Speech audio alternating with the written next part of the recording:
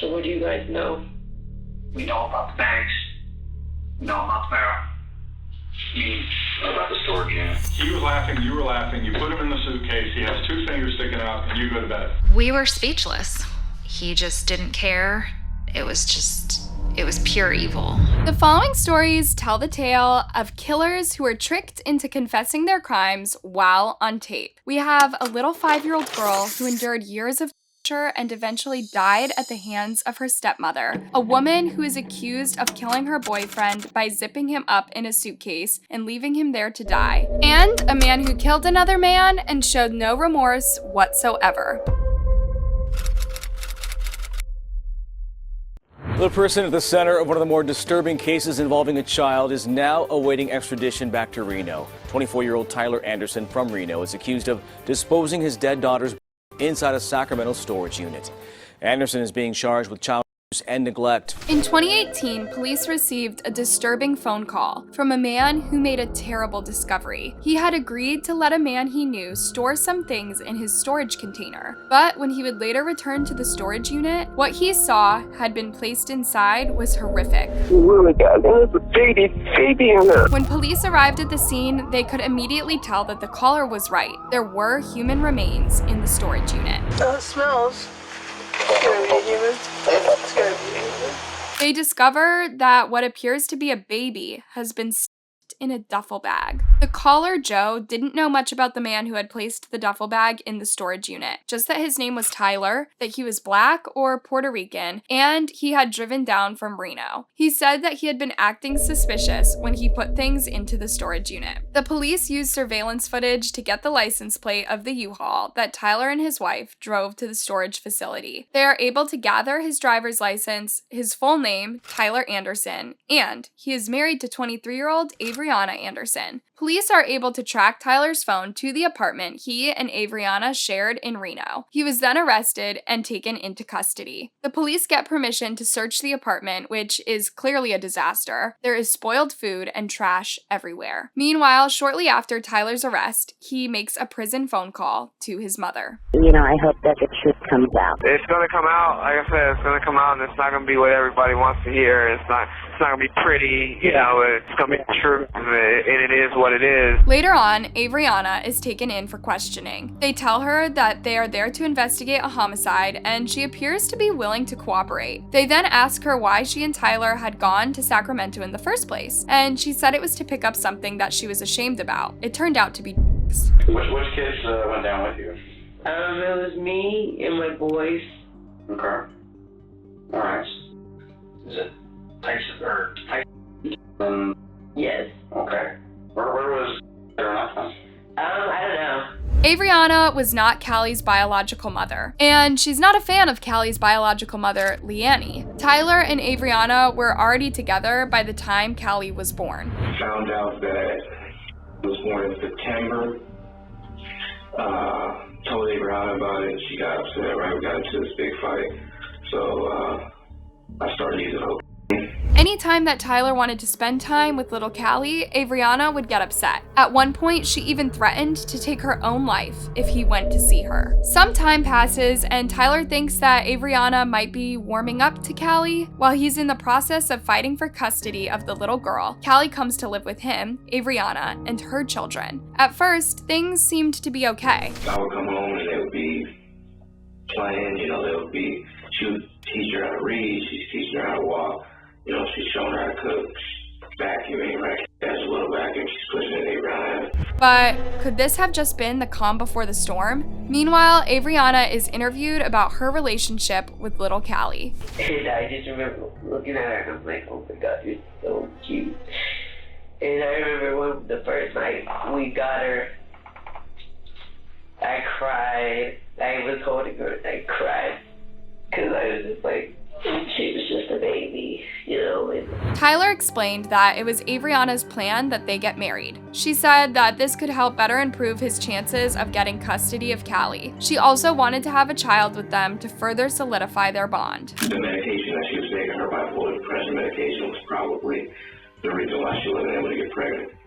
So she stopped taking that in before we got married in 2014. So now Avriana was off the medication that she needed to control her depressive bipolar disorder. This could only be a recipe for disaster. She would end up getting pregnant not long after she stopped taking the medicine. Later on, Tyler would return home from work and he would find that Callie would often have some sort of injury. And I would ask Avriana how she got him, and she says, oh, she bumped her head because she was playing, or she's chasing her brother as she fell.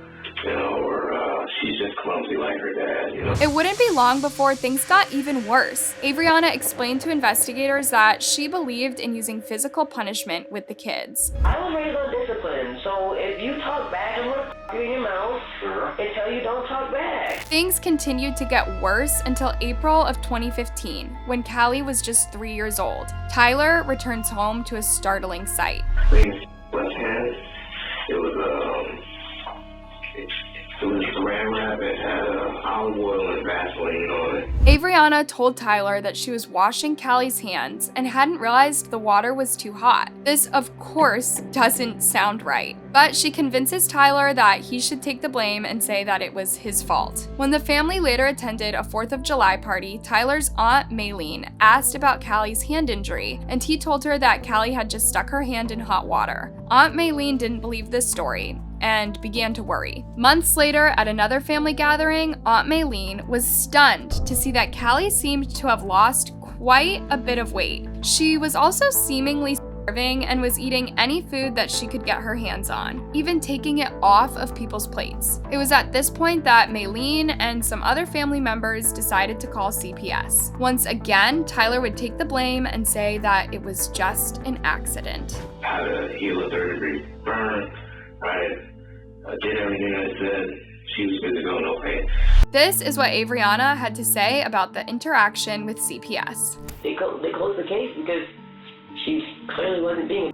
You guys can't judge a book by its cover. Just because I'm depressed doesn't mean I'm just my daughter because she's disciplined, and that's what I told the CPS people. But things clearly were wrong. Tyler would explain that Avriana would become incredibly angry out of the blue and sometimes would kick him and Callie out of the house for the night. She's screaming outside the house, get the out, don't have her come back, take your baby with you. When the pair were getting along, Avriana would send Tyler texts demeaning poor Callie, like this one. Dummy is back in the corner, SMDH. All the while, Avriana was terribly abusing Callie. She would use wooden spoons, she would use brushes and combs, she wouldn't stop, I had to stop her, it's like, and Avriana would say that she's, she pushed her brother, she hit her brother, she hit her brother. I told her that you can't use objects because you don't know how hard you're. You know what I'm saying? Later on, Tyler said he returned from the bathroom and found that Avriana had put Callie into a dog cage. He wasn't happy with this treatment, but still didn't take his daughter away from what was clearly a dangerous situation. Meanwhile, Avriana is looking more and more guilty as she claims to not know where Callie is. Investigators decide to turn up the heat and finally try to get some truth out of her. We just got we got a phone call and we got some information, more information. You're talking to Tyler, okay? Your daughter, she wasn't at somebody else's house, she was at your apartment this entire last week and this entire time. Since you guys have moved here, okay? Avriana remains calm and doesn't seem to be concerned that they now have this information, contradicting her earlier claims. They begin to zero in on her and try to determine when was the last time that Callie would have received medical care. When's the last time she went to any kind of a physical or any kind of doctor? Probably when we lived in Woodland. As it would turn out, Callie hadn't seen a doctor in years. They shifted the conversation to Avriana's mental health and substance use. What's going on in your mind? Just been going through a lot of stuff. Okay. I feel like I don't have anybody to talk to. Alright. Well, we're here to listen to you right now. That's what I wanted to. Avriana went on to say that she and Tyler used to engage in use together. She felt like it connected the two of them. When they weren't using together, there was a disconnect. So what about Callie's supposed extremely small size? Avriana insisted that the child ate, even though she did not weigh as much as the other children. I mean, she's not fat, but you see my 4-year-old, he's not. I have small kids. But I think it's Tyler's genes. Well, you see us, we're both short, so I don't know. But yeah, she ate. As you can hear, she used the past tense when describing Callie. Could this mean she knew that Callie was no longer alive? No bullshit here, okay? We're talking to Tyler. All right? And we're getting a different version than from what you're saying. And if we're gonna go with what he's saying and just his side of the story, that's not fair to you. At this point, Avriana seems aggravated and defensive. I'm a bad mom. We're trying to look at you and find out what's her side, because there's always two sides to the story. The story continues to unfold, and Avriana reveals that over the past several months, Callie had been complaining of stomach pain and vomiting often, but she was never taken to the hospital. She continued to make excuse after excuse for that. I'm always for home remedies. What kind of home remedies would you try? I don't know, what was on there. It was on the internet, I guess. Okay, so what did you try from the internet? As far as her throwing up, watching what she ate. Meanwhile, Tyler gave his own account of what went on with Callie's health issues. She looked up a lot of stuff online, and she said, I'm a family doctor, I take care of my family, I'm a stay-at-home mom, that's what I do, I can figure it out. Investigators are not making the progress they want to make with Avriana, so they decide it's time for the tough questions. So, an important question too, like we've asked, and we'll ask, we're gonna ask you, where is your daughter? I don't know. Honestly. They explained that they know that she and Tyler took Callie to California, but did not return with her. They returned with the other children, but not with Callie. She waits a long time, but does not give an explanation for this. Eventually, it appears that she knows she's caught. So what do you guys know? We know about the bags. We know about the barrel. About the storage unit. At this point, she breaks down, as it has likely dawned on her that she's going to jail and not going to be seeing her two other children anytime soon. In another interrogation room, Tyler is breaking down what happened on the day in April when he realized his daughter was dead. He had come home from work and was doing some chores around the house when all of a sudden, Avriana came up to him. And then she said, there's somebody to show you. So I said, what is it? And then she goes in her room and she brings out in her hands, in her arms, some lifeless, limp, lifeless. And she wasn't breathing. So I started doing CPR. But there was nothing he could do to bring his young daughter back. She was dead. How did you try to help her? CPR. Tyler described a terrifying scene. He continued with CPR, his fast movements scaring the dogs and causing them to bark. Meanwhile, the other children were crying in fear. He realized that he needed to call an ambulance, but Avriana stopped him, telling him that she couldn't go to prison and threatened to kill him if he did. I was so upset with Tyler because he said he knew CPR. He said he knew CPR. You'd always talk about, yeah, I got my CPR card or whatever. Did you call anyone? Call 911? Why? Did you call like family or friends? Why not? Tyler said he then tried to call 911, but Avriana took it out of his hand and threw it, shattering it. After that, he tried to get help from a neighbor, but she blocked him from leaving. After eventually accepting that the little girl was dead, his next thought was how to dispose of the body. Reno police detectives say Anderson and his wife stuffed the little girl's body into a duffel bag and then hid her inside a plastic drum. They both worked to remove evidence from the home, getting rid of the rug where she had been laying while they did CPR. And meanwhile, Avriana devised an evil plan to cover up what had happened. She wants to move to California and she wants to buy under a bridge near Woodward. And I tell her, no, I'm not doing that, and she said, remember what I told you last night, I'm doing this my way, and if you get my way, I'm gonna But that wasn't her only sick idea. She also brought up the idea of leaving her on the train tracks because if she got run over, she wouldn't be identified. We know what they ended up doing. The details of this case are quite sickening. Reno police say both parents knew the little girl was sick but never called 911. Instead, police say they her inside their closet for about a week before driving her down here to Sacramento. It was then that they placed her little body in that storage unit. Tyler was going to return to the unit to body, but was arrested before that could happen. It doesn't sound like this story could get worse, but it does. When Callie's body was taken in for observation, it was determined that she had been severely starved. In fact, she weighed only 16 pounds, the size of an infant, despite being not far from her 6th birthday.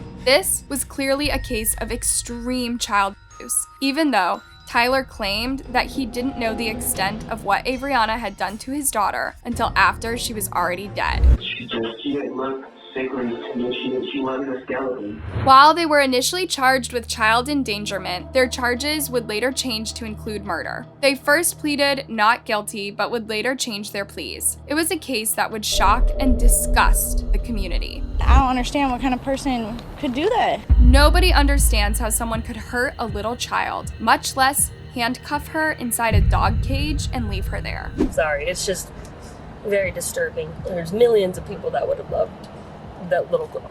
It's not human.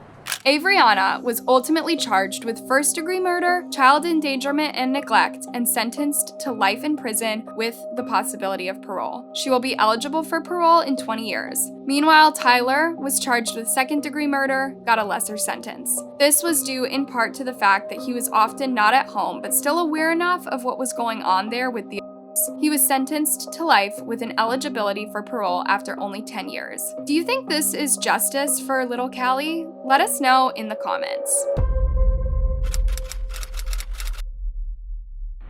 Trial hearing is scheduled to take place in a couple of weeks in the case of a Florida woman accused of trapping her boyfriend inside of a suitcase and filming him crying out for help. Sarah Boone is charged with second-degree murder in the death of Jorge Torres Jr. 3 years ago. Yes, you heard that right. Sarah Boone told police that she and her boyfriend were drinking one night and playing hide-and-go-seek. At some point, she ended up zipping him up into a suitcase and leaving him there. All the while, he was panicking and trying to get out. Meanwhile, she went upstairs and fell asleep. This is the 911 call she made the following day when she woke up, went to check the suitcase, and discovered he was unresponsive. Now tell me exactly what happened there. My boyfriend and I were playing last night, and I put him in a suitcase and we were playing. And okay. Like kind of hide and seek kind of thing. So I fell asleep and I woke up and he was dead in the suitcase. So I don't know what happened. I don't know what happened. Like he had like blood coming out of his mouth, and I don't know if like he had like an aneurysm or what happened. Sarah explained that she pulled her boyfriend out of the suitcase and tried giving him CPR, but he was purple and not responsive. While it's very hard to watch, the video that Sarah recorded after putting her grown boyfriend in the suitcase and zipping it up really speaks for itself. She seems indifferent to his suffering. She laughs and can be heard slurring her words while he begs for help. Sarah. For everything you've done to me. Sarah. For everything you've done to me. Sarah. F*** you. Sarah. F*** you. Sarah. Stupid. Sarah. That's my name. Don't wear it out. Sarah. I can't breathe, babe. Seriously. It's hard to imagine how claustrophobic and scared he must have felt in that suitcase. Yeah, that's when you do when you me. Sarah. Sarah. Sarah, I can't breathe, babe. That's on you. As the seconds ticked by, Sarah can be heard making a comment about infidelity. That's what I feel like when you ching on me. Was this some sort of revenge plot? You should probably shut the up. Is what Sarah says to her struggling boyfriend as the video comes to an end. When police arrive at the scene, Sarah recounts what happened. Because I was awake, but then I finally decided to come downstairs at like 12:30-ish, whatever it is, and I was like, I forgot he was in the suitcase, and he wasn't moving, nothing was happening, so I unzipped it, took him out and started doing CPR on him. You might think that this is a woman who is in her teens or early 20s, but no, she was 42 and a mother. It's natural, you're nervous. You have anxiety, you're scared, right?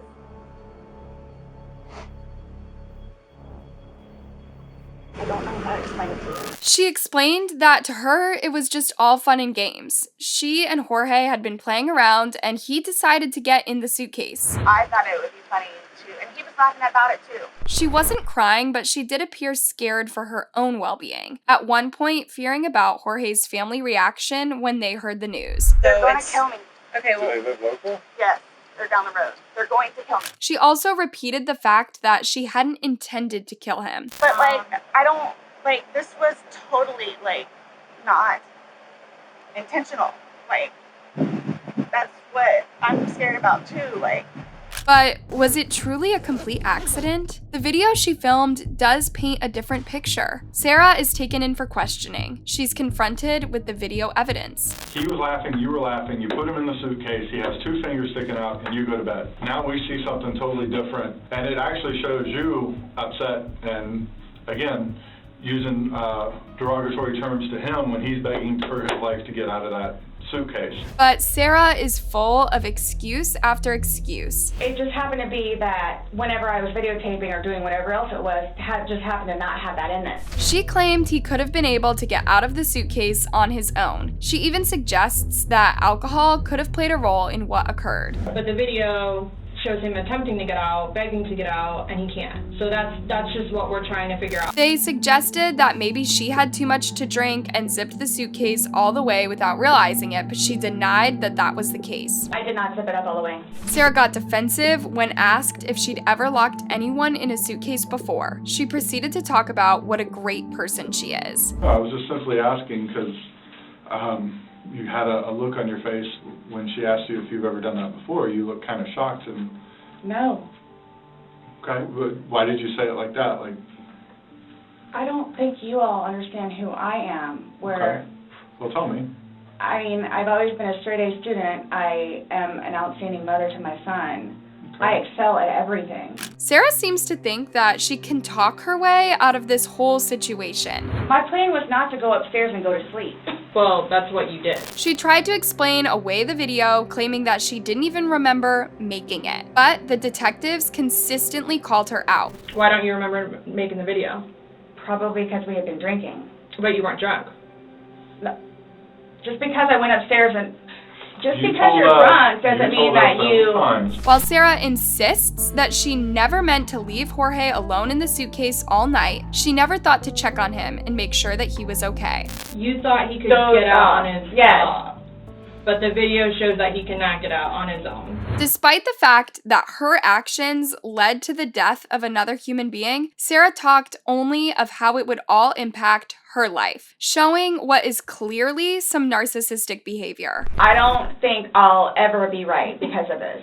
Ever be right. Dealing with everything else that I have in my life, personally. And then this. Ultimately, Sarah Boone was charged with second-degree murder. The case is still ongoing and has not yet gone to trial. She could be spending a lot of time in prison if she is convicted. Reports say that she is planning to use a spouse defense when she goes to trial, likely speaking of the she allegedly may have endured at the hands of the man she is accused of killing. Please call 911. Where's your emergency? I need an emergency right now.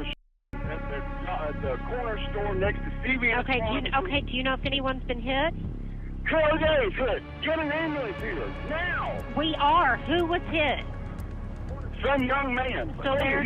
To death. Somebody shot this kid 3 times. It was January 11th of 2015 when this 911 call came in. The victim was Joseph Edward Ross, who was rushed to the hospital but later pronounced dead. The police asked those who were on the scene if they had observed what had happened. They explained that they had seen the victim talking on the phone while arguing. Shortly thereafter, they observed a red Dodge pickup truck pull into the parking lot. It wasn't long before they brought the victim's brother in for questioning. Do you have any idea why we might be here? Okay, your brother Joe was killed around the corner, over at the corner store. He was by? Yes. We're trying to find out what happened to him. Do you know anybody that drives like a red Dodge pickup truck? Oh, my friend Nick does. The brother of the victim explained that Nick not only carried a gun, but was not the person that you would want to mess with. Nick Nerhang is eventually taken into custody for questioning. Do you have any idea what this is about? No, I don't know. It's gunpoint, got on the car, got out of the car. Yeah, but do you know what anything that, do you have an idea what led up to that? It doesn't take long for the police to pin the attack on Nicholas. Now, when you were stopped, you had a couple of guns on you? Mm-hmm. I was going to go to range. I just turned the corner, and the lights went on. Okay. Well, while we're here, we're investigating something that happened earlier tonight. And we're wondering if you could tell us what happened tonight with you. Right, midnight. I was at home for the longest time. Is there any reason that your truck would have been at the CVS around the corner tonight? No. It shouldn't have been. At this point, Nicholas is trying to gauge what the police know and what they don't, all while trying to keep up his innocent act. You had 3 guns on you tonight. Yeah, one person, yeah. You fired any of them tonight? No. Okay. Well, let's just say, for example, that maybe it's not one of the 3 that you had on you. It doesn't alleviate the fact that you were there when you fired. No way. No matter how much Nicholas would try to deny his involvement, the detective made it clear that he wasn't going to back down. You can choose to be deceptive all you want, okay? I have no reason to be on this side of town. Let me point something out to you. This thing is that you were there because people wrote down the tag number of your truck there. How can Nicholas try to explain away the fact that his car was there, but he somehow was not? The other truck shouldn't have been there. Wasn't in my possession. It was there. Wasn't in my possession. But you were there. Nicholas seems to think that he's smarter than the officer and can talk his way out of the situation. I wasn't there. Yeah, you were. How do you know that? Video cameras. Did you see me in my vehicle? You're kind of distinct. There's really not a lot better evidence that you can get than video proof of someone at the scene of the crime. But Nicholas still puts up a fight and denies his involvement. So I'm guessing that thing had full video around the whole camera? Around the whole store? I'm not telling you there's video everywhere, because there's not. When the investigator looked back upon this interrogation, he recalled the fact that he didn't have actual video footage of what occurred, but he would not let Nicholas know that. He had to try to make it seem like he had the upper hand. At that point, I didn't have video of this scene, but he's nodding, because now he believes it. So with him, I felt comfortable throwing out the bluff in such a way, because I didn't think he was going to call me on it, and I thought he would accept it. But would his plan work? Does lying help you? Lying will never stop it. Why did you do what you did? But the truth. Yes. Could this stubborn man finally be ready to explain what really happened to the victim in this case? Okay? That's straight up honesty. Okay? He deserved it. He reached for nothing. Motherfucker's face. He made a noise. No mind, that's it. With rage in his voice, Nicholas explained exactly what he did, with clearly no remorse. The investigator remained silent, letting him get his full, cold-blooded confession out. His true face comes out, and it comes out in grand fashion. We were speechless. He just didn't care. It was pure evil. Listen to the cold-hearted way in which Nicholas explains how exactly he took the life of another person. There was no compassion or remorse, just hatred and anger. This was not a deal gone bad as police initially thought it could have been. Nicholas just truly hated the victim and had a bad history with him and wanted him dead. It was as simple as that. They're like, damn consequences, we need to do this. Yeah, you right. I up because I used my truck and the camera. So really, it seemed as if the only true remorse that Nicholas had was that he ended up getting caught. He made things nice and easy for law enforcement. From the very beginning of this investigation, it was a whodunit. And within hours, we had the suspect in custody, we had a confession, we had him charged, and he was on his way to jail. The trial would only take 2 days and a short deliberation by the jury before they would find him guilty of murder. Nicholas's confession would ultimately lead him to a life behind bars at the young age of 23 years old. Nick Nerhang was sentenced to life in prison. That confession showed that he planned to kill Joseph from the very beginning. And it showed his mindset that he did not care. The victim's mother says behind bars is exactly where this man deserves to stay for the rest of his life. It is the only way to keep the community safe from him for the duration of the time he will spend on the planet. She thinks he's the type of person who would do something evil like this again. There's no chance of Nick getting out ever. He'll die in prison, and that's probably best because I do believe that he would kill again if he had the chance. And so there we have it. 3 stories of twisted and sadistic killers who were purposeful in their murders and didn't care who they hurt in the process. We know the fate for the killers in 2 of these stories, but as for the accused suitcase killer, time will only tell what will become of Sarah Boone. Do you think she's guilty? Let us know in the comments. Thanks for watching, and good night.